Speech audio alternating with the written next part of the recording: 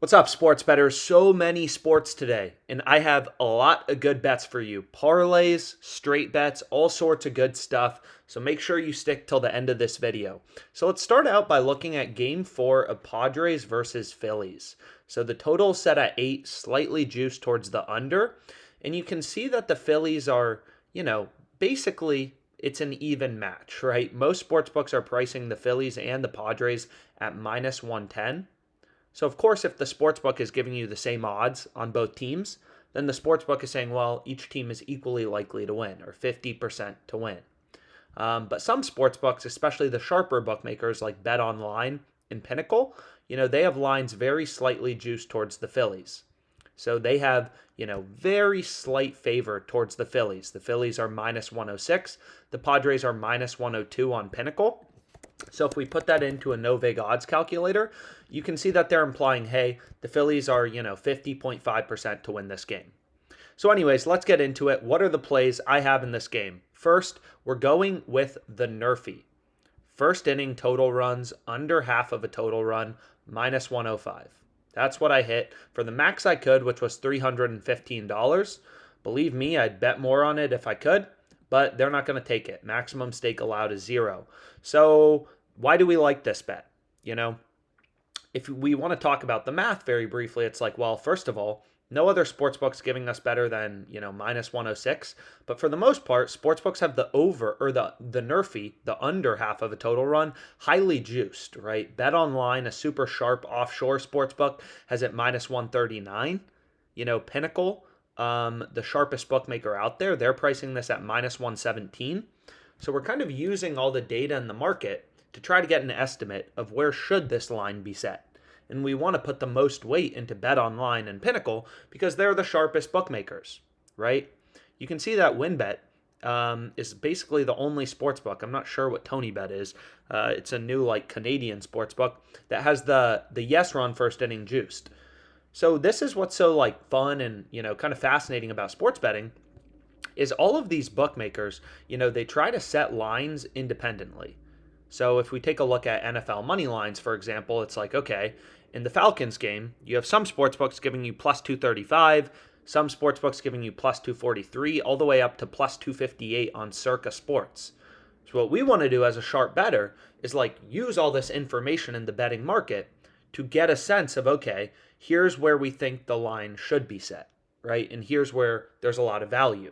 So based on the fact that all the sportsbooks are pricing the Falcons from plus 235 to plus 258, if we could get the Falcons plus 400 or something like that, that would be a great bet, right? Because we have all these different bookmakers, all these different data points telling us where the line should be set. So if there's any questions about that, you can feel free to reach out. But anyways, let's go to my next play. So we went through one of them, and this play has a 2% profit margin. It was something like that. But anyways, next I have Texas A&M minus 2.5. So this is a play I'm all over, and I'm a Gamecocks fan, but we have a super high profit margin, 3.66%. So I hit it for $17.50.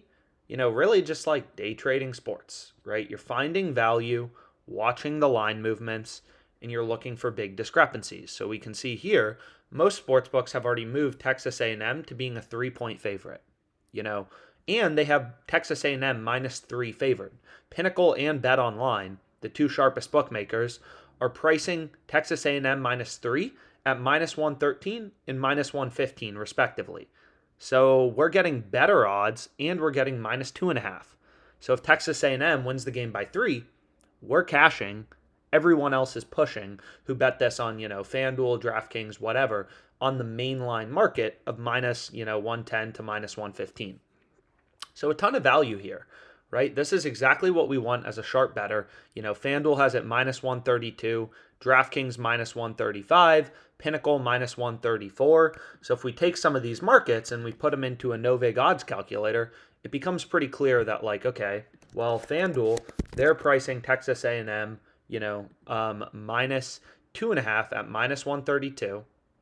They have the Gamecocks plus 2.5 at plus 108. So based on their market, if you remove the VIG, the true odds are minus 118.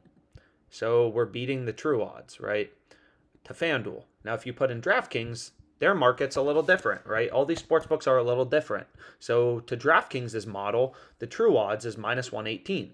We're getting minus 110 on Caesars, right? And then you put in Pinnacle, minus 134, plus 118, and this is the sharpest sports book, so we put the most weight in their odds, and they're pricing this at minus 125 fair odds. So you're kind of looking at all this data in the market and trying to get a sense of, okay, where should the line be set? And it's very clear Texas A&M minus 2.5 is a ridiculous bet. This is a play we want to be all over, right? Minus 118 fair odds, we're getting minus 110. So it's kind of like, the way I like to think about sports betting, which I think is really helpful, is, you can imagine every sports book is a different like stock exchange telling you, hey, this is what the price of the stock should be. So, here it's like we have, DraftKings, FanDuel, and Pinnacle, three sharp sports books, or not sharp sports books, but three different data points. Pinnacle's a sharp sports book, all telling us, hey, the true odds should be like minus 120 to minus 125. We're getting minus 110 on Caesars, right?